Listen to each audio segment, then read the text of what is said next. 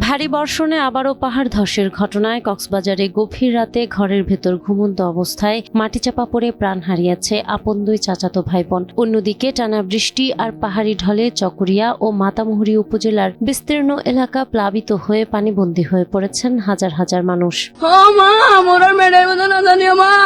হৃদয় বিদারকী ঘটনাটি ঘটেছে চকরিয়া উপজেলার বড়ইতলী ইউনিয়নের মোহসেনিয়া কাটাপাহাড়ি গ্রামে। বৃহস্পতিবার ভোররাতে পাহাড়ের একটি বিশাল অংশ ধসে পড়ে বসবাসকারীদের ঘরের ওপর। এতে মাটির নিচে চাপা পড়ে বড়ইতলী দাখিল মাদ্রাসার ১০ম শ্রেণীর ছাত্রী রুমি আক্তার এবং স্থানীয় সরকারি প্রাথমিক বিদ্যালয়ের ৪র্থ শ্রেণীর ছাত্র মোহাম্মদ তৌসিফ। পরে স্থানীয় বাসিন্দারা ও স্বজনেরা মাটি খুঁড়ে তাদের মৃতদেহ উদ্ধার করেন।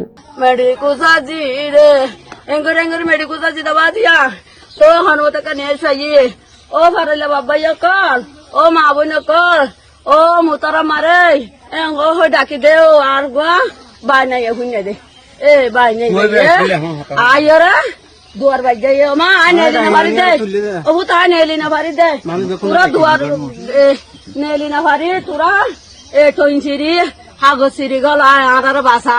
রাত 2টা বাজে আর খবর পাই তারপরে গিয়া পাহাড় দোষে মানুষ মারা গিয়ে তো দুজন মানে আর আসি আই মতরা মেডিকুরগি মেডিকুরিয়ারে প্রথমে একজন বাঁচাই এর পরে দুইজন আর দাহান হাজার আবার মেডিকুরিয়ারে আর গিয়া করি উদ্ধার করি উদ্ধার করিয়ারে রাখি তারপরে দুইজন নিহত আরেকজন আহত হয়ে। পাহাড় ধসে দুই শিশুর এমন অকাল মৃত্যুতে পুরো এলাকায় এখন নেমে এসেছে শোকের ছায়া। পাহাড়ের পাদদেশে বিপজ্জনকভাবে বসবাসকারীদের দ্রুত সরিয়ে নেওয়া না হলে সামনে আরো বড় প্রাণহানির আশঙ্কা করছেন সংশ্লিষ্টরা।